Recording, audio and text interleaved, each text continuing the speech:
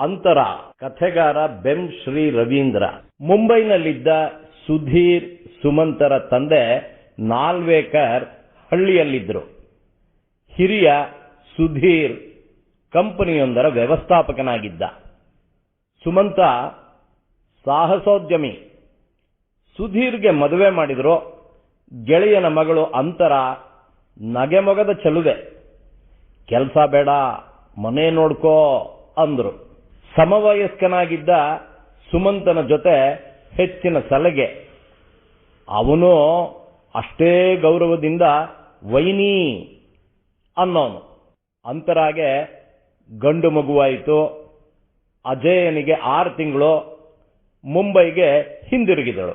ಜೀವನಕ್ಕೆ ಅಜಯ ಅರ್ಥವನ್ನೋ ಸಂತಸವನ್ನೋ ತಂದಿದ್ದ.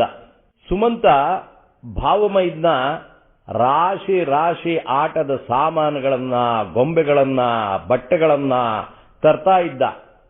ಎಷ್ಟೋ ವೇಳೆ ಅಂತರ, ಸಾಕು, ಮನೆಯಲ್ಲಿ ಇಡಲು ಜಾಗ ಇಲ್ಲ. ಅದಕ್ಕೆ ಚಿಂತಿಸಬೇಡಿ ವೈನಿ, ಹೊಸ ಫ್ಲಾಟ್ಗೆ ಹೋಗೋಣ. ಸುಧೀರ್ಗೆ ಸುಮಂತನ ಬಗ್ಗೆ ಅಭಿಮಾನ.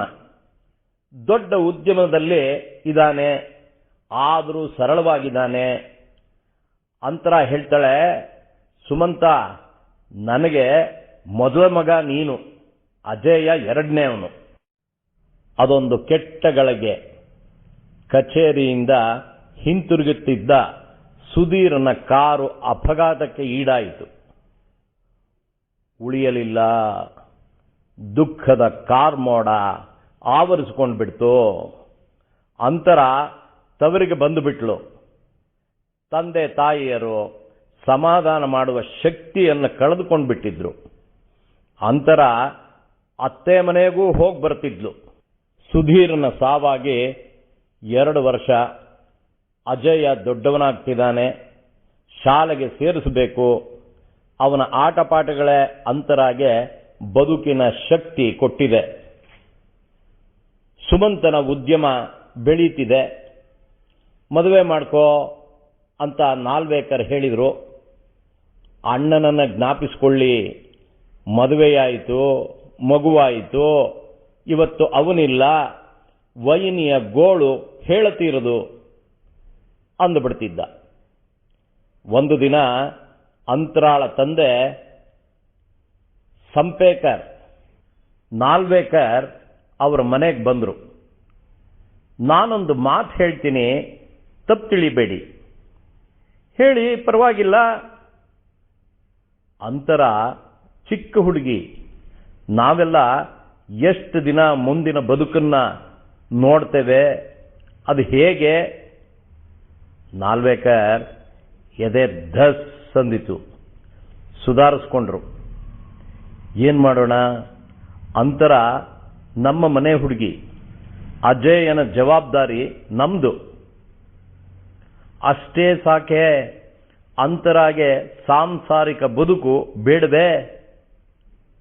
ನಾಲ್ವೇಕರ್ ಅವರ ಭಯ ನಿಜವಾಗಿತ್ತು. ಅವಳಿಗೆ ಮದುವೆ ಮಾಡ್ತೀರಾ? ನಾನಿನ್ನೂ ಕೇಳಿಲ್ಲ. ನಿಮ್ಮ ಅಭಿಪ್ರಾಯ ಪಡೆದು ಮುಂದುವರಿಯುವೆ. ಮನೆಯಲ್ಲಿ ಕೇಳಿ ಮಾತು ಹೇಳುವೆ. ಅಂತರಾಳ ಬದುಕು ಸುಂದರವಾಗಿರಬೇಕು ಅಂದ್ರು ನಾಲ್ವೇಕರ್.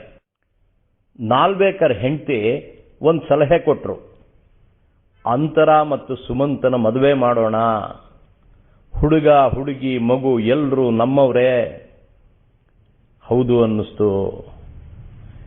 ಚರ್ಚೆಯಾಯಿತು.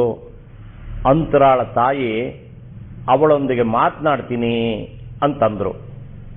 ಸಂಪೇಕರ್ ಸುಮಂತನನ್ನ ನೋಡಲು ಮುಂಬೈಗೆ ಹೋದರು. ಅಂತರ ಸುಮಂತ ಬೇಡ ಬೇಡ ಅಂತಿದ್ರು. ಕೊನೆಗೆ ಬಲವಂತಕ್ಕೆ ಅಂತರ ಆಗಲಿ, ಅಜಯನಿಗೆ ತಂದೆ ಬೇಕು ಅಂದ್ಲು. ಮುಖಾಮುಖಿ ಭೇಟಿಯಾಗದೆ ಹಿರಿಯರ ಮೂಲಕ ಅವಳು ಒಪ್ಪಿರುವ ವಿಷಯ ತಿಳಿದು ಸುಮಂತ ಒಪ್ಪಿದ. ಮದುವೆ ರಿಜಿಸ್ಟ್ರಾರ್ ಆಫೀಸ್ನಲ್ಲಿ ನಡೆಯಿತು. ಸುಮಂತ ಮುಂಬೈಗೆ ಹಿಂತಿರುಗಿದ. ಕೆಲವು ದಿನಗಳ ನಡುವೆ ಸಂಪೇಕರ್ ದಂಪತಿಗಳು ಅಂತರಾಳನ್ನ ಸುಮಂತನ ಹೊಸ ಫ್ಲಾಟ್ಗೆ ಕರ್ಕೊಂಡ್ಬಂದ್ರು. ಇಬ್ರು ಹೋಗಿ ಅಜಯನ್ನ ಶಾಲೆಗೆ ಸೇರಿಸಿದ್ರು. ಅಜಯ ಅಮ್ಮನ ಜೊತೆಯಲ್ಲಿ ಮಲಗುತ್ತಾ ಇದ್ದ. ಸುಮಂತ ಮಹಡಿ ಮೇಲೆ. ಸ್ವಲ್ಪ ದಿನ ಕಳೀಲಿ ಅಂತ ಸುಮಂತನಿಗೆ ಅನಿಸಿತ್ತು. ಕೆಲವು ದಿನಗಳ ನಂತರ ಅಂತರ ಬದಲಾದಂತೆ ಹೊಸ ದಾಂಪತ್ಯಕ್ಕೆ ಸಿದ್ಧಳಾದಂತೆ ಸುಮಂತನಿಗೆ ಅನಿಸತೊಡಗಿತು. ಸನಿಹ ಬರುವಳು, ಬೆನ್ನು ತಟ್ಟುವಳು, ಮಾತಿನಲ್ಲಿ ಕುಲುಕುಲು ಲವಲವಿಕೆ ಕಾಣಿಸ್ತೊಡಗಿತು. ಅದೊಂದು ರಾತ್ರಿ ಸುಮಂತನಿಗೆ ನಿದ್ದೆ ಬರಲಿಲ್ಲ. ಮೆಲ್ಲನೆದ್ದು ಕೆಳಗಿನ ಕೋಣೆಗೆ ಹೋದ. ತಾಯಿ ಮಗು ಇಬ್ರು ಗಾಢವಾಗಿ ನಿದ್ರೆನಲ್ಲಿದ್ರು. ಇವನಿಗೆ ಎದೆ ಹಾರುತ್ತಿತ್ತು. ಆದರೂ ಧೈರ್ಯ ಮಾಡಿ ಅಂತರಾಳ ಸಮೀಪ ಹೋಗಿ ಹೊದ್ದಿಕೆಯನ್ನು ಸರಿಸಿದ. ಅಂತರಾಳಿಗೆ ಎಚ್ಚರವಾಯಿತು. ಓ ಎಂದು ಕೂಗಿ ಮಗುವನ್ನ ಎದೆಗವಿಚಿಕೊಂಡ್ಬಿಟ್ಲು. ಸುಮಂತ್, ಏನಾಯ್ತು ನಿನಗೆ? ಕೊಟ್ಟ ಮಾತಿಗೆ ತಪ್ಪಿದೀಯಾ? ನಾನು ನಿನ್ನ ವೈನಿ, ಹೆಂಡತಿಯಲ್ಲ. ಸುಮಂತ್ ಕುಸಿದು ಕುಳಿತ. ಅಂತರಾಳೆ ನೀರು ಕೊಟ್ಲು. ಸುಧಾರಿಸ್ಕೊಂಡ. ಏನು ಮಾತು ಅಂತರ? ಮದುವೆಗೆ ಮುನ್ನವೇ ಅಪ್ಪನಿಗೆ ಹೇಳಿದ್ದೆ, ನಾನು ಸುಧೀರ್ ಹೆಂಡತಿ ಮಾತ್ರ, ಸುಮಂತ್ ನನ್ನ ಮೊದಲ ಮಗನಿದ್ದಂತೆ ಅಂತ. ಹಾ, ಅಪ್ಪ ಹೇಳಿದ್ರು. ಸುಮಂತ ಮಾತು ಕೊಟ್ಟಿದ್ದಾನೆ, ಹೊರ ಜಗತ್ತಿಗೆ ನಾವು ಗಂಡ ಹೆಂಡತಿ, ಒಳಗೆ ಅಂತರ ನನ್ನ ವೈನಿ ಅಂತ. ಸುಮಂತನಿಗೆ ತಲೆ ಧಿಮ್ಮೆಂದಿತು. ಸಂಪೇಕರ್ ಅವರ ಸೋತ ಕಣ್ಣುಗಳ ಹಿಂದಿನ ಕ್ರೌರ್ಯ ಕಾಣಿಸಿತು. ನಿಧಾನವಾಗಿ ಕ್ಷಮಿಸಿ ವೈನಿ ಎಂದು ಹೊರನಡೆದ. ಈಗ ಸುಮಂತ್ ನಾಲ್ವೇಕರ್ ಮುಂಬೈ ಉದ್ಯಮ ಜಗತ್ತಿನಲ್ಲಿ ದೊಡ್ಡ ಹೆಸರು. ಅಜಯ ಅಮೆರಿಕಾದಲ್ಲಿ ಓದುತ್ತಿದ್ದಾನೆ. ಸುಮಂತನ ಉದ್ಯಮದ ಕ್ಷೇಮಾಭಿವೃದ್ಧಿ ಪ್ರತಿಷ್ಠಾನದ ಅಧ್ಯಕ್ಷಳಾಗಿದ್ದಾಳೆ ಶ್ರೀಮತಿ ಅಂತರಾ ಸುಮಂತ್ ನಾಲ್ವೇಕರ್. ನಮಸ್ಕಾರ. ಜಗನ್ನಾಥ್. ಚಾಂದಿನಿ. ಲೇಖಕರು ಬೆಂ ಶ್ರೀ ರವೀಂದ್ರ. ಕರಂಜಿತ್ ಮತ್ತು ಚಾಂದಿನಿ ಅವರಿಗೆ ಇಬ್ಬರು ಹೆಣ್ಣು ಮಕ್ಕಳು, ವಿಮಲ್ ಮತ್ತು ಕಮಲ್. ಅವರೊಂದಿಗೆ ದೆಹಲಿಯಲ್ಲಿದ್ದಾರೆ. ವಿಮಲ್ ಜಾಣೆ, ಸುಂದರಿ. ಕಮಲ್ ಲಕ್ಷಣವಾದ ಹುಡುಗಿಯಾದರೂ ಸ್ವಲ್ಪ ಬುದ್ಧಿಮಾಂದ್ಯತೆ, ಕೈಕಾಲು ಸ್ವಾಧೀನವಿಲ್ಲ. ಚಾಂದಿನಿ ಬಸುರಿ ಇದ್ದಾಗ ಆರೋಗ್ಯದಲ್ಲಿ ಏರುಪೇರಾಗಿ ಮಗುವಿನ ಮೆದುಳಿಗೆ ಹಾನಿಯಾಗಿತ್ತು. ವೈದ್ಯರು ಹೇಳಿದರು, ಈಗಾಗಲೇ 7 ತಿಂಗಳು, ನಾವೇನಾದರೂ ಪ್ರಯತ್ನ ಮಾಡಿದರೆ ತಾಯಿ ಮಗುವಿಗೆ ತೊಂದರೆ. ಹಾಗಾಗಿ ಗರ್ಭಪಾತ ಮಾಡಿಸಿಕೊಳ್ಳಲಿಲ್ಲ. ವಾಹೇ ಗುರು ಎಂದುಕೊಂಡ ಕರಂಜಿತ್. ಹುಟ್ಟಿದ ಮಗು ಮುದ್ದಾಗಿತ್ತು, ಮುಖ ಕಮಲದಂತೆ. ಚಾಂದಿನಿ ಹೇಳಿದಳು, ಪೂರ್ಣ ಚಂದ್ರನ ತುಣುಕು, ಮರಿ ಚಾಂದಿನಿ. ಮಗು ಬೆಳೆಯುತ್ತಿದ್ದಂತೆ ಬುದ್ಧಿಮಾಂದ್ಯತೆ ಕಾಣಿಸತೊಡಗಿತು. ಕೈಕಾಲಿನಲ್ಲಿ ಶಕ್ತಿ ಇಲ್ಲ. ಸುತ್ತಾಟ ಆರಂಭವಾಯಿತು. ಆಲೋಪತಿ, ಆಯುರ್ವೇದ, ಯುನಾನಿ, ಸಿದ್ಧ, ನಾಟಿ, ಯೋಗ, ಟಿಬೇಟಿಯನ್, ಚೈನೀಸ್, ಅಲ್ಲದೆ ಮಾಟ ಮಂತ್ರ, ಗುರುಗಳು, ಸ್ವಾಮಿಗಳು, ಅವಧೂತರು, ಎಲ್ಲ ರೀತಿಯ ಚಿಕಿತ್ಸೆಯಾಯಿತು. ಕರಂಜಿತ್ ತನ್ನ ಪುಟ್ಟ ಆದಾಯದಲ್ಲಿ ಏನೇನು ಸಾಧ್ಯವೋ ಅದೆಲ್ಲವನ್ನೂ ಮಾಡಿದ. ದೈವೇಚ್ಛೆ ಅವರ ಪರವಾಗಿ ಇರಲಿಲ್ಲ. ಮಗುವನ್ನು ಶಾಲೆಗೆ ಸೇರಿಸುವುದಿರಲಿ, ಮನೆ ಪಾಠವೂ ಆಗಲಿಲ್ಲ. ಆದರೆ ಕಮಲ್ ಮಾತನಾಡಲು ಕಲಿತಳು.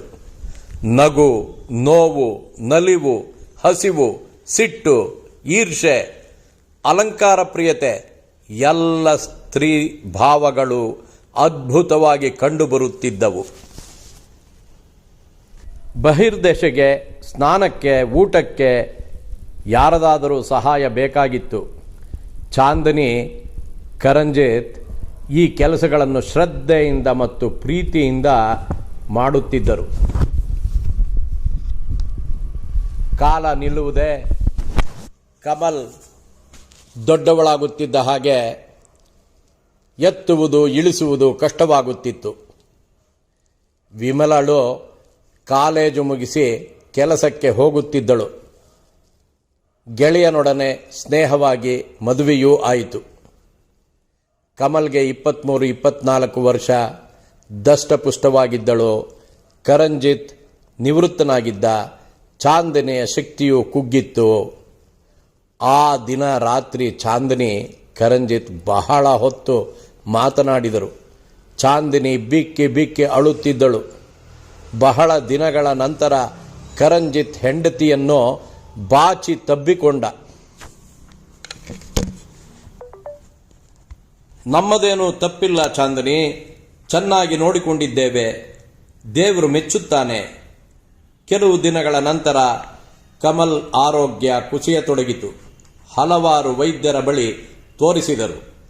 ಯಾಕೆ ಹೀಗೆ ಆಯಿತು, ಚೆನ್ನಾಗಿದ್ದಳಲ್ಲ ಎಂದರು ಕುಟುಂಬದ ವೈದ್ಯರು. ಔಷಧಿಗಳು ಸೋತವು. ಕಮಲ್ ಇಲ್ಲವಾದಳು. ಚಾಂದಿನಿ ಮತ್ತು ಕರಂಜಿತ್ ಒಬ್ಬರನ್ನೊಬ್ಬರು ತಬ್ಬಿಕೊಂಡು ಅತ್ತರು. ಯಾರು ಸಮಾಧಾನ ಮಾಡಿದರೂ ದುಃಖ ಶಮನವಾಗಲಿಲ್ಲ. ಯಾರೋ ಹೇಳಿದರು, ಚಾಂದಿನಿ ಚಿಂತಿಸಬೇಡ, ಊನುಗೊಂಡು ಬಂದವಳು ದೈವ ಸನ್ನಿಧಿಗೆ ಹೋಗಿದ್ದಾಳೆ, ದೇವರು ಕಾಪಾಡಿದ. ಭೂಲೋಕದಿಂದ ಹೊರಟ ಕಮಲ್ ಆತ್ಮ ತನ್ನ ದೇಹದ ಅಂತ್ಯವನ್ನು, ತಂದೆ ತಾಯಿಯ ದುಃಖವನ್ನು ಕಂಡಿತು. ಅಮ್ಮ, ನೀನು ಒಳ್ಳೆಯದನ್ನೇ ಮಾಡಿದೆ. ನೀನು ಮತ್ತು ಅಪ್ಪ ಸತ್ತ ನಂತರ ನನಗೆ ಯಾರು ದಿಕ್ಕಾಗುತ್ತಿದ್ದರು? ಆ ದಿನ ಭಾವ ಯಾರೂ ಇಲ್ಲದಿರುವಾಗ ನನ್ನ ಎದೆಯನ್ನು ಸವರುತ್ತಿದ್ದುದನ್ನು ನೀನು ಕಂಡಿದ್ದೆಯಲ್ಲ. ಆಗಲೇ ಇಂತಹ ಕಠಿಣ ನಿರ್ಧಾರ ಮಾಡಿದೆ. ನನಗೆ ಕೊಡುತ್ತಿದ್ದ ಎಲ್ಲ ಔಷಧಿಗಳನ್ನು ನಿಲ್ಲಿಸಿಬಿಟ್ಟೆ. ಅಮ್ಮ, ಚಿಂತಿಸಬೇಡ, ನೀನು ಸರಿಯಾಗಿಯೇ ಮಾಡಿದೆ. ನಾನೀಗ ದೇವರ ಬಳಿ ಹೋಗುತ್ತಿದ್ದೇನೆ. ನೀವಿಬ್ಬರೂ ಬರುವವರೆಗೂ ಕಾಯುತ್ತೇನೆ. ನಮಸ್ಕಾರಗಳು. U turn. ಲೇಖಕರು ಎ. ಮಂಜುನಾಥ್. ಶ್ರೀಧರ್ ಮತ್ತು ವೀಣಾ ನವದಂಪತಿಗಳು. ಒಂದು ಚಿಕ್ಕ ಮನೆಯಲ್ಲಿ ಇವರ ವಾಸ. ಅನ್ಯೋನ್ಯ ಹಾಗೂ ಸಂತೋಷದ ಜೀವನ. ಆದರೆ ಇಬ್ಬರಲ್ಲೂ ಒಂದು ಸಣ್ಣ ವಿಷಯಕ್ಕೂ ವಾದ ಮಾಡುವ ಬುದ್ಧಿ. ಭಾನುವಾರ ಬಂತೆಂದರೆ ಎಲ್ಲಾದರೂ ಹೋಗುವುದು ಹವ್ಯಾಸ. ಅಂದು ಕೂಡ ಹಾಗೆ ಮನೆ ಬಿಟ್ಟು ದ್ವಿಚಕ್ರ ವಾಹನದಲ್ಲಿ ಹೊರಟರು. ಎಲ್ಲಿಗೆ ಎಂದು ನಿರ್ಧಾರವಾಗಿರಲಿಲ್ಲ.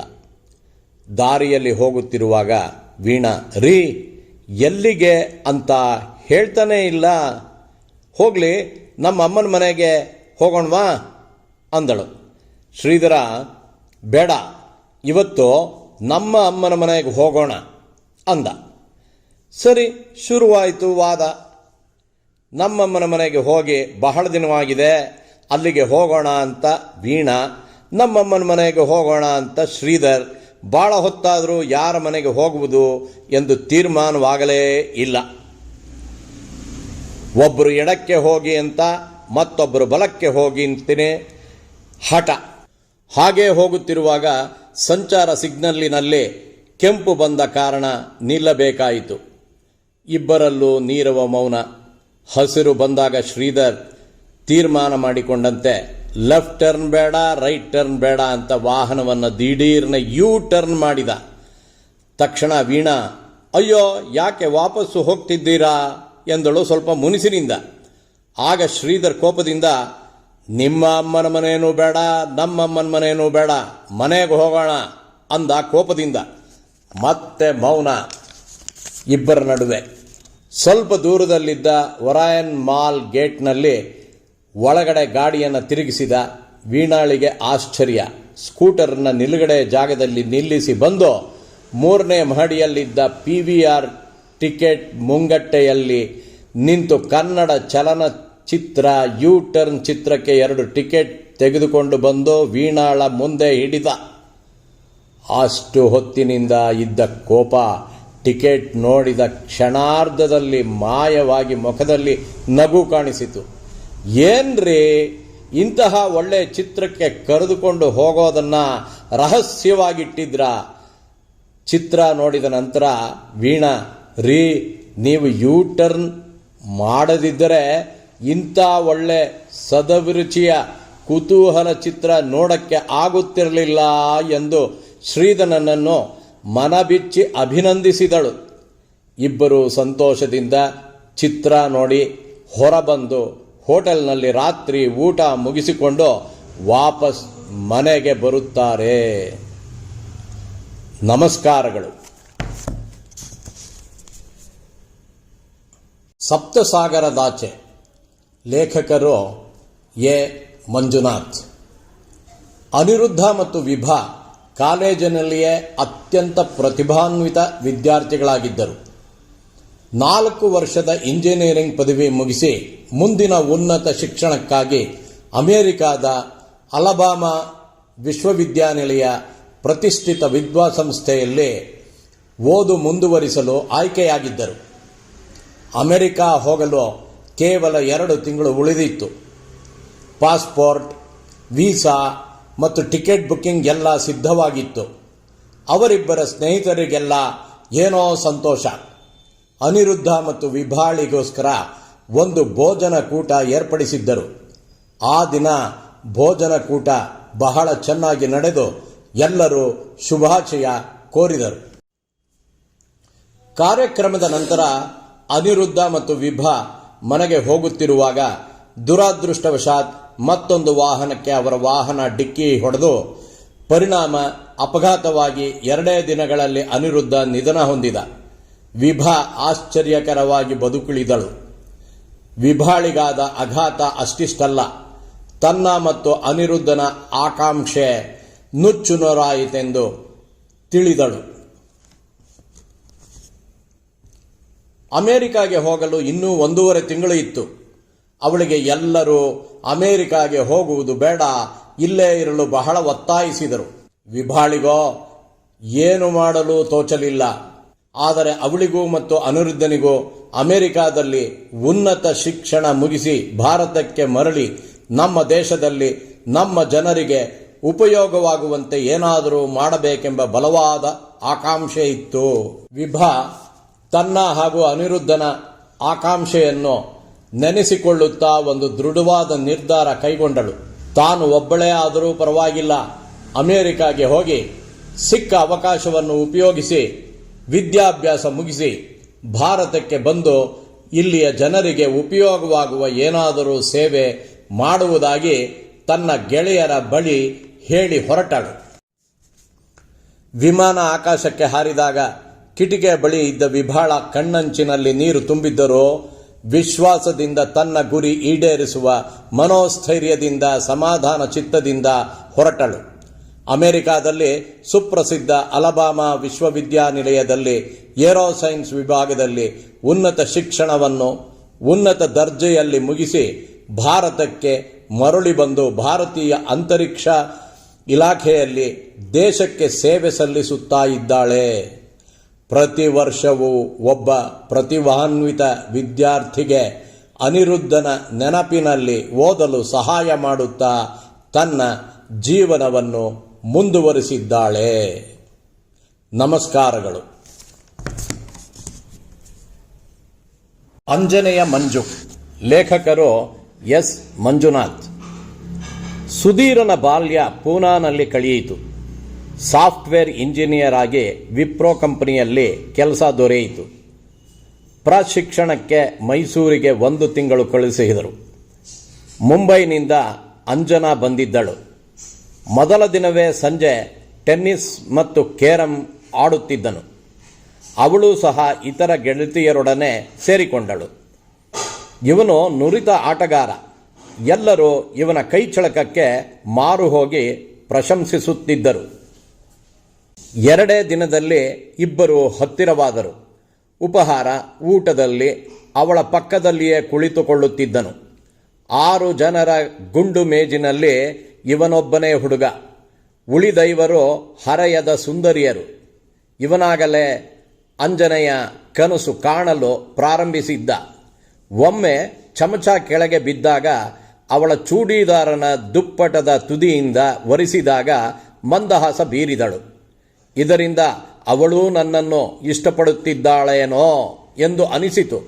ಆದರೆ ರವಿವಾರದಂದು ಝೂ ಮತ್ತು ಬೃಂದಾವನ್ ಗಾರ್ಡನ್ ನೋಡಲು ಟ್ರೈನಿಗಳು ಹೊರಟಾಗ ಬಸ್ಸಿನಲ್ಲಿ ಅಕ್ಕಪಕ್ಕದಲ್ಲೇ ಕುಳಿತಿದ್ದರು. ಸುತ್ತಾಡುವಾಗ ಗುಂಪಿನಿಂದ ಬೇರಾಗಿ ಇಬ್ಬರೇ ಸುತ್ತಾಡಿದರು. ಮನದಿಂಗಿತವನ್ನು ಹೇಳಿದರೆ ಎಲ್ಲಿ ನಿರಾಕರಿಸಬಹುದೋ ಎಂಬ ಅಳುಕಿನಿಂದ ಕೇಳಲಿಲ್ಲ. ಒಮ್ಮೆ ಸದರದಿಂದ ಆಕೆಯ ಕೈ ಹಿಡಿದಾಗ ಸರಕ್ಕನೆ ಕೊಸರಿಕೊಂಡಳು. ಟ್ರೈನಿಂಗ್ ಮುಗಿದಾಗ ಅವಳಿಗೆ ಬೆಂಗಳೂರು ಕಚೇರಿ ಮತ್ತು ಇವನಿಗೆ ಪೂನಾ ಪೋಸ್ಟಿಂಗ್ ಆಯಿತು. ಪ್ರತಿದಿನವೂ ಒಮ್ಮೆಯಾದರೂ ಇಬ್ಬರು ಟೆಲಿಫೋನ್ ಮೂಲಕ ಸಂಭಾಷಣೆ ಮಾಡುತ್ತಿದ್ದರು.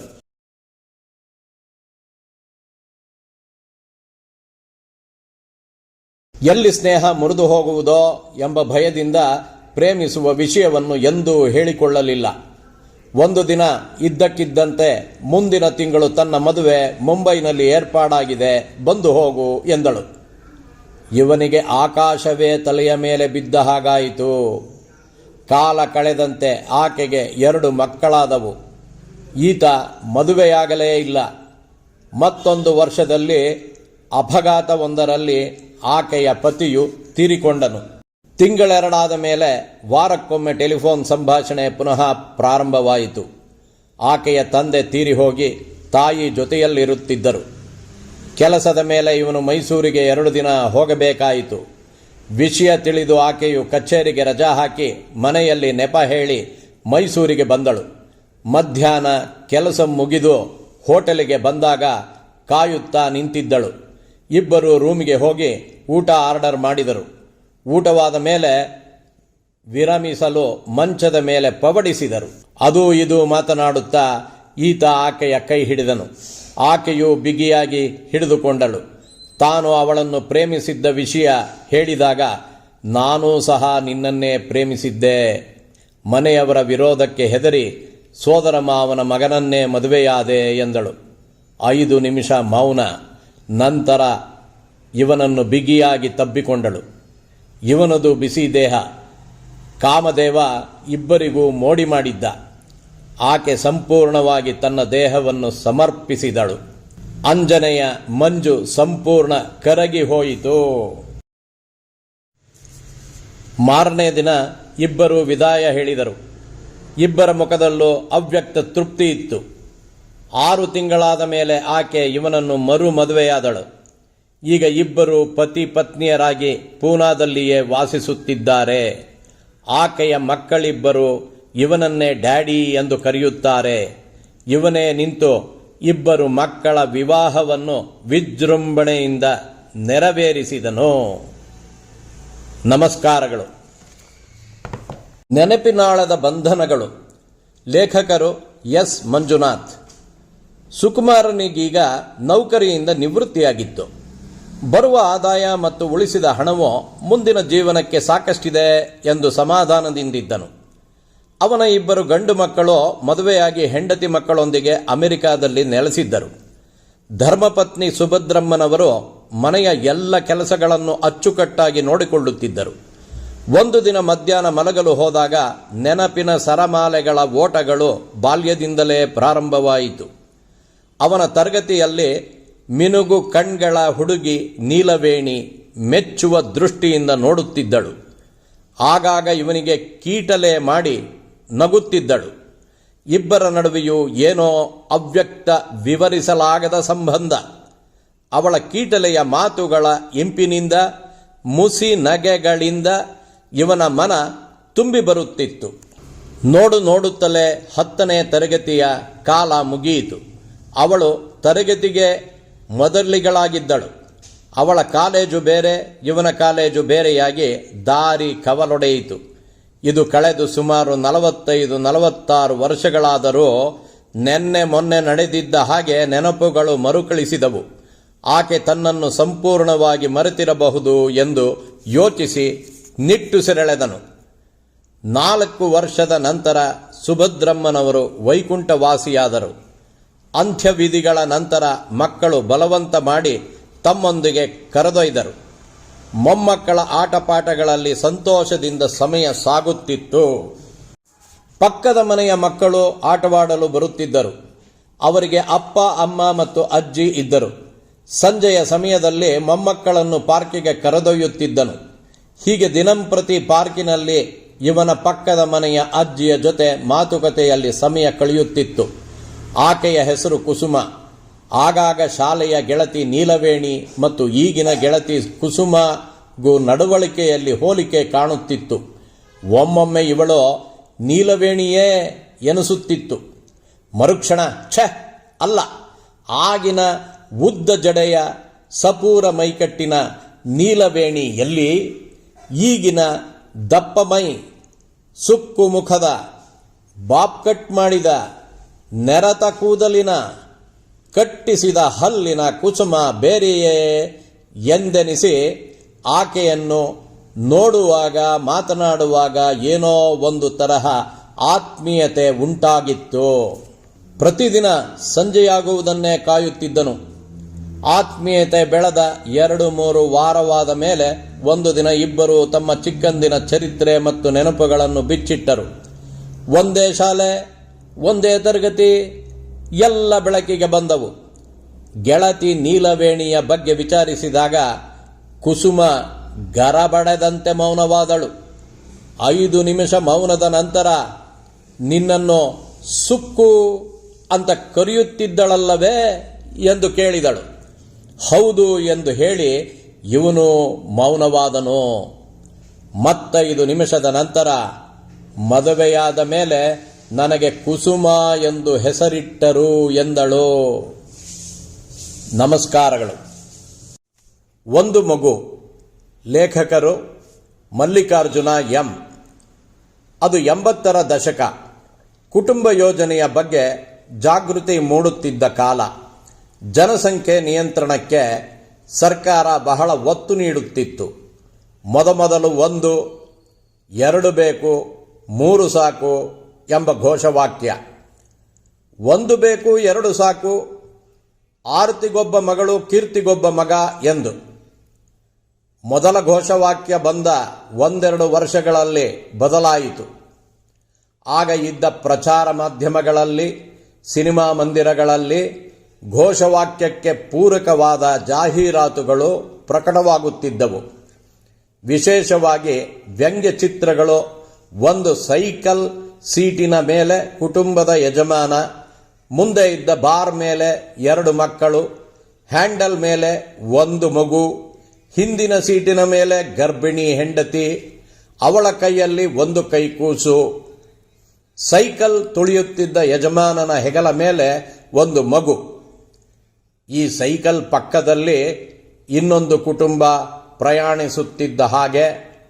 ಅದರಲ್ಲಿ ಹಿಂದೆ ಕ್ಯಾರಿಯರ್ ಮೇಲೆ ಹೆಂಡತಿ, ಮುಂದೆ ಬಾರ್ ಮೇಲೆ ಒಬ್ಬ ಮಗ ಅಥವಾ ಮಗಳು ಆರಾಮವಾಗಿ ಹೋಗುತ್ತಿದ್ದಂತೆ ತೋರಿಸಲಾಗುತ್ತಿತ್ತು.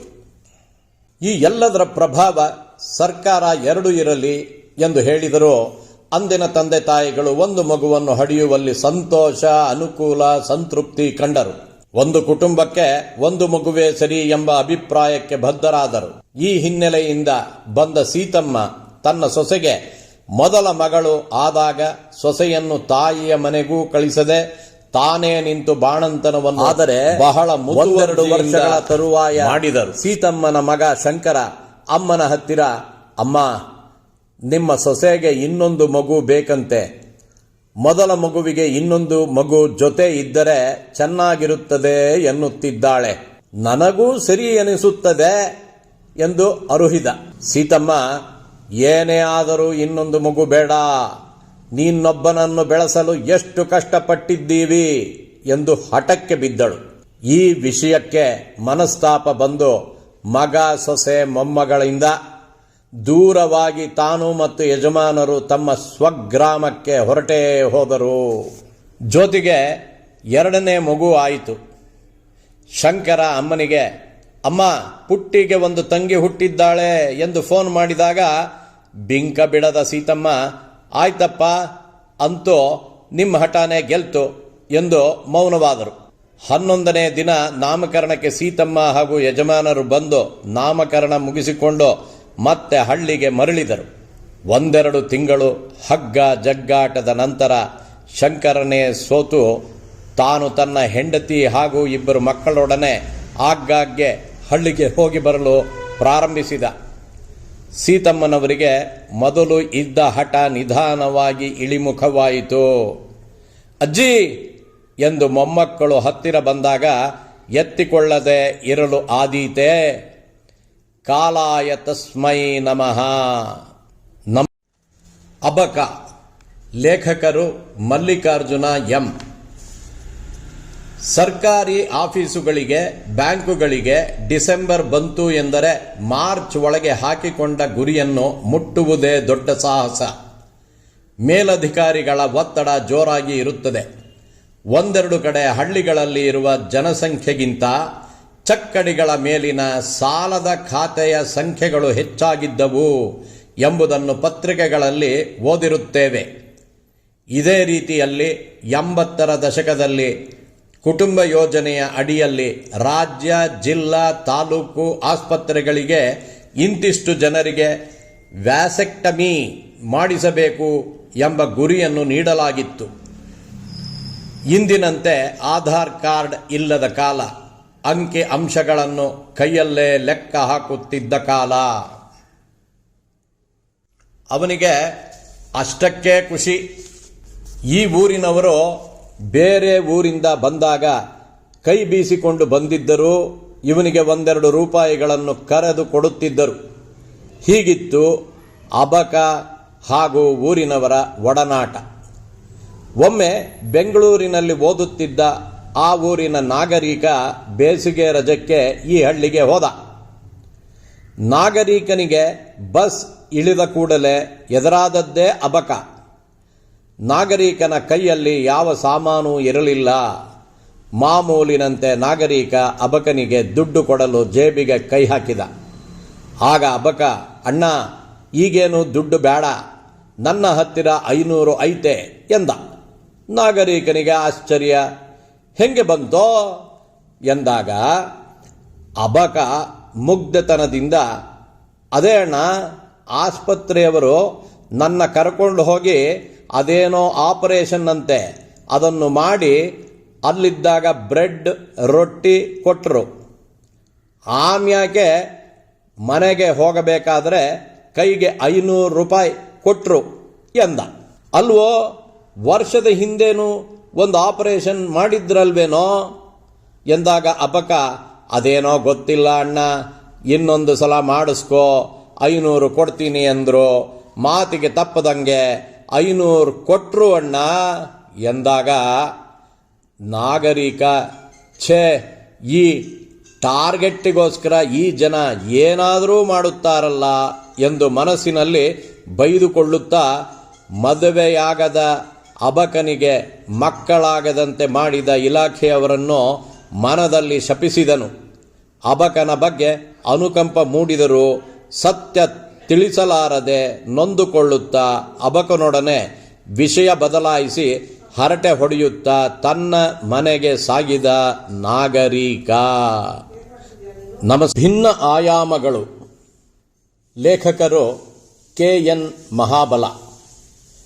ಬೆಳಗಿನ ವಾಯುವಿಹಾರಕ್ಕೆ ಹೊರಟಿದ್ದ ಜಗದೀಶನಿಗೆ ಉದ್ಯಾನವನದ ಹೊರ ರಸ್ತೆಯಲ್ಲಿ ಕಂಡ ವ್ಯಕ್ತಿಯನ್ನು, ಅರೆ, ಇವರು ನಮ್ಮ ಜನಪ್ರಿಯ ರಂಗಭೂಮಿ ಕಿರುತೆರೆ ನಟ, ಪ್ರಸಿದ್ಧ ವೇದಿಕೆ ಭಾಷಣಕಾರ ಸತ್ಯಾನಂದ ಅವರಲ್ಲವೇ ಎಂದುಕೊಂಡು ನಮಸ್ಕಾರ ಎಂದ.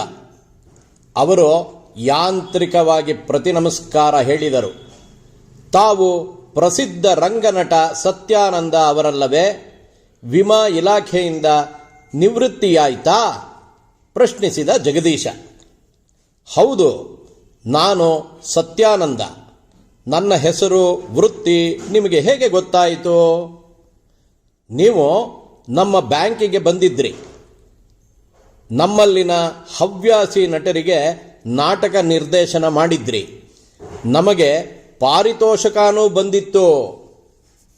ಓ, ನೆನಪಾಗ್ತಿಲ್ಲ, ಬಹಳ ಹಿಂದೆ ಇರಬೇಕು. ನೀವು ನಟಿಸಿದ್ರಾ? ಇಲ್ಲ, ನಾನು ನೈಪಥ್ಯ ಸಹಾಯಕ. ತುಂಬ ವರ್ಷ ಆಯ್ತಲ್ಲ, ನೆನಪಿಲ್ಲ. ಎಷ್ಟೇ ಸುಳುಹುಗಳನ್ನು ನೀಡಿದರೂ ಅವರಿಗೆ ಏನೂ ನೆನಪಾಗಲಿಲ್ಲ. ಇನ್ನು ಕಾಡುವುದು ಬೇಡವೆಂದು ಜಗದೀಶ ಅವರಿಗೆ ವಿದಾಯ ಹೇಳಿದ. ಅವರೀಗ ಪ್ರಸಿದ್ಧರು. ಚಟುವಟಿಕೆ ಹೆಚ್ಚಾಗಿ ಅವರು ಹಳೆಯದನ್ನು ಮರೆತಿರಲೂಬಹುದು ಎಂದುಕೊಂಡ ಜಗದೀಶ.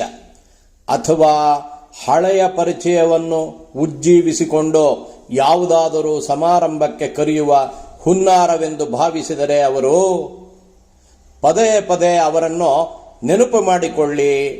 ಮಣಿಪುರಕ್ಕೆ ಬಂದದ್ದು, ಚಿತ್ರಾಂಗದೆಯ ವರಿಸಿದ್ದು ಅಂತ ಬಬ್ರುವಾಹನನ ಮಾದರಿ ಡೈಲಾಗ್ ಹೊಡೆಯಬಾರದಿತ್ತು ಎಂದು ಜಗದೀಶನಿಗೆ ಅನಿಸಿತ್ತು. ಆದರೆ ನೀವು ಸತ್ಯಾನಂದರೇ ಎಂದು ಕೇಳಿದ್ದೇನೂ ತಪ್ಪಿಲ್ಲ ಎಂದೇ ಅವನ ಅಂತಿಮ ಭಾವನೆಯಾಗಿತ್ತು. ಮತ್ತೊಂದು ದಿನ ಹಾಗೆಯೇ ವಾಯುವಿಹಾರಕ್ಕೆ ಉದ್ಯಾನದತ್ತ ಹೊರಟಿದ್ದ ಜಗದೀಶ ಯಾರೋ ಅಣ್ಣ ನಿಲ್ಲಿ ಎಂದು ಕರೆದಂತಾಯಿತು. ಅಣ್ಣ, ಮರೆತು ಹೋಯ್ತಾ? ನಾನು ನಿಮ್ಮ ಮನೆಯಲ್ಲಿ ಕೆಲಸಕ್ಕೆ ಬರ್ತಿದ್ದ ತುಳಸಿ ಮಗಳು ನಾಗಮಣಿ. ನೆನಪಾಯಿತು. ಅವಳ ಅಮ್ಮನ ಜೊತೆ ಮನೆಗೆಲಸಕ್ಕೆ ಬರುತ್ತಿದ್ದವಳು ಈ ನಾಗಮಣಿ. ಆಗ ಅವಳಿಗೆ 12 ವರ್ಷ. ಈಗ 50 ಆಗಿದೆಯೇನೋ. ಹೇಗಿದ್ದೀಯಾ? ಅಮ್ಮ ಹೇಗಿದ್ದಾಳೆ ಕೇಳಿದ ಜಗದೀಶ. ಅಮ್ಮ ತೀರ್ಕೊಂಡ್ಳು. ಅದೇ ವರ್ಷ ನನ್ನ ಮದುವೆ ಆಯಿತು. ಗಂಡ ಗಾರಿ ಮೇಸ್ತ್ರಿ. ಚೆನ್ನಾಗಿ ಸಂಪಾದಿಸ್ತಾನೆ, ಹಾಗೇ ಕುಡಿತಾನೆ. ನನಗೆ 2 ಗಂಡು ಮಕ್ಕಳು. ಚೆನ್ನಾಗಿ ಓದ್ತಾ ಇದ್ದಾರೆ. ಒಬ್ಬ PUC, ಇನ್ನೊಬ್ಬ BA. ಒಳ್ಳೆಯದಾಯಿತು ಬಿಡು ಎಂದ ಜಗದೀಶ. ನಮ್ಮ ಗಿರೀಶ ಹೆಂಗವನೇ ಕೇಳಿದಳು. ಗಿರೀಶ ಜಗದೀಶನ ತಂಗಿ ಮಗ. ಅವನ ತಂಗಿ ಜಯ ಬಾಣಂತನಕ್ಕಾಗಿ ಬಂದಿದ್ದಾಗ ನಾಗಮಣಿ ಅವನನ್ನು ಎತ್ತಿ ಆಡಿಸಿ ಅವನಿಗೊಬ್ಬ ತಾಯಿಯೇ ಆಗಿಬಿಟ್ಟಿದ್ದಳು. ಈಗ ಗಿರೀಶನಿಗೆ 40 ವರ್ಷ. ನೆದರ್ಲ್ಯಾಂಡ್ನಲ್ಲಿ ಇಂಜಿನಿಯರ್. ಚೆನ್ನಾಗಿ ಓದಿ ಬೇರೆ ದೇಶದಲ್ಲಿ ಒಳ್ಳೆಯ ಕೆಲಸದಲ್ಲಿದ್ದಾನೆ ಎಂದ. ಸಂತೋಷ ಆಯಿತು. ಮನೆಯಲ್ಲಿ ಒಂದ್ಸಲ ಬರ್ತೀನಿ, ಅಮ್ಮ ಅವ್ರನ್ನು ಮಾತಾಡಿಸ್ಬೇಕು ಎಂದಳು. ತನ್ನ ವಿಚಾರ ತಿಳಿಸುವ ತವಕ, ಬೇರೊಬ್ಬರ ವಿಚಾರ ತಿಳಿದುಕೊಳ್ಳುವ ಕುತೂಹಲ, ತನಗೇ 108 ಬವಣೆಗಳಿದ್ದರೂ ನಗುಮುಖದ ವೇಷ. ಬಾಂಧವ್ಯವೆಂದರೆ ಇದೇ ಎನಿಸಿತು ಜಗದೀಶನಿಗೆ. ಇಲ್ಲಿಂದ 3ನೇ ಬೀದಿ, ಆಸ್ಪತ್ರೆ ಎದುರು ಮನೆ. ಸಾಯಂಕಾಲ 6 ಗಂಟೆ ಮೇಲೆ ಬಾ ಎಂದ ಜಗದೀಶ. ಖಂಡಿತ ಬರ್ತೀನಿ ಎಂದು ಅಲ್ಲಿಂದ ಹೊರಟಳು. ನಮಸ್ಕಾರ. ಒಡೆದ ವಸ್ತು. ಲೇಖಕರು KN ಮಹಾಬಲ. ವಾರಣಾಸಿಯಲ್ಲಿ ವಿಶ್ವನಾಥನ ಮಂದಿರದ ಇಕ್ಕಟ್ಟಾದ ಹೊರಬೀದಿಯಲ್ಲಿ ಬಡ ವ್ಯಾಪಾರಿಯೊಬ್ಬ ದೇವರ ಚಿತ್ರಗಳು, ಕಾಶಿದಾರ ಮುಂತಾದವನ್ನು ಇಟ್ಟುಕೊಂಡು ಮಾರಾಟ ಮಾಡುತ್ತಿದ್ದ. ಅಲ್ಲಿಗೆ ಆತುರಾತುರದಲ್ಲಿ ಬಂದ ಮಧ್ಯವಯಸ್ಸಿನ ಹೆಂಗಸೊಬ್ಬಳು ಅಲ್ಲಿದ್ದ ದೇವರ ಫೋಟೋವೊಂದನ್ನು ಕೈಯಲ್ಲಿ ಹಿಡಿದು, ಎಷ್ಟು ಇದರ ಬೆಲೆ ಎಂದು ಕೇಳಿದಳು. 100 ರೂಪಾಯಿ ಎಂದ ಅಂಗಡಿಯಾತ. 50 ರೂಪಾಯಿಗೆ ಕೊಡ್ತೀಯಾ? ಆಗೋಲ್ಲ. 60ಕ್ಕೆ ಮತ್ತೆ ಹೇಳಿದಳು. ಅಂಗಡಿಯವ ಕೊನೆ ಬೆಲೆ 80 ರೂಪಾಯಿ ಎಂದ.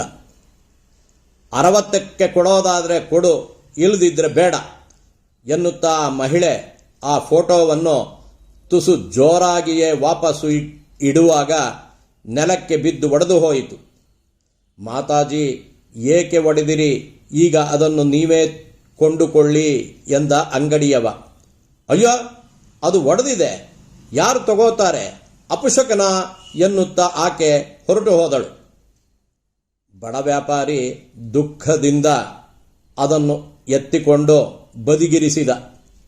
ಬರುವ ದಿನದ ಲಾಭದಲ್ಲಿ ಫೋಟೋ ರಿಪೇರಿಗೂ ಎತ್ತಿಡಬೇಕಾಯ್ತೆ ಎಂದು ಪರಿತಪಿಸಿದ. ಅದು ನಗರದ ಪ್ರತಿಷ್ಠ ಶಾಪಿಂಗ್ ಮಾಲ್. ಅಲ್ಲಿ ಸಿಗದ ವಸ್ತುಗಳೇ ಇಲ್ಲ ಎಂಬ ಖ್ಯಾತಿಯನ್ನು ಹೊಂದಿತ್ತು. ಒಪ್ಪ ಓರಣದಿಂದ ಜೋಡಿಸಿಟ್ಟ ವಸ್ತುಗಳನ್ನು ನೋಡಿದೊಡನೆಯೇ ಕೊಳ್ಳುವಂತಿತ್ತು. ಅಲ್ಲಲ್ಲಿ ಶಿಸ್ತಾಗಿ ಒಳ್ಳೆ ದಿರಿಸು ಧರಿಸಿದ ಸೇವಾನಿರತ ಸಿಬ್ಬಂದಿಗಳು ಅಲ್ಲಿನ ವೈಭವಕ್ಕೆ ಮತ್ತಷ್ಟು ಮೆರುಗು ನೀಡಿದ್ದರು. ಒಬ್ಬ ಶ್ರೀಮಂತ ಸಾಲಂಕೃತ ಮಹಿಳೆ ಕಾರಿನಿಂದಿಳಿದು ಒಳಬಂದಳು. ಕೂಲಿಂಗ್ ಗ್ಲಾಸ್ ನೆತ್ತಿಯ ಮೇಲೆಯೇ ಧರಿಸಿದ್ದು ವಿಶೇಷವಾಗಿತ್ತು. ಪ್ರತಿಯೊಂದು ವಸ್ತುವನ್ನು ಅವಲೋಕಿಸಿ ಕ್ಯೂಟ್, ಬ್ಯೂಟಿಫುಲ್ ಎಂದೆಲ್ಲ ಉದ್ಗರಿಸುತ್ತಾ ಅಲ್ಲಿದ್ದ ಫ್ಲವರ್ ವಾಸ್ ಕೈಗೆತ್ತುಕೊಂಡು ನೋಡತೊಡಗಿದಳು. ನೆತ್ತಿಯ ಮೇಲಿದ್ದ ಕೂಲಿಂಗ್ ಗ್ಲಾಸ್ ಏಕೋ ಜಾರತೊಡಗಿತು. ಅದನ್ನು ಬೀಳದಂತೆ ಕಾಪಾಡಲು ಒಂದು ಕೈ ಅತ್ತ ಸರಿಯಿತು.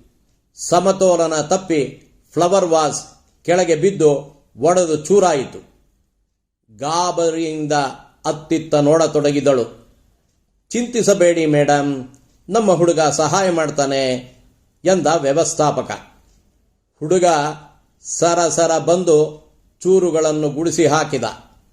ದರಪಟ್ಟಿ ಇದ್ದ ಬಾರ್ ಕೋಡ್ ಚೂರನ್ನು ಜೋಪಾನವಾಗಿ ಎತ್ತಿ ಕ್ಯಾಶ್ ಕೌಂಟರ್ನಲ್ಲಿ ಕೊಟ್ಟ.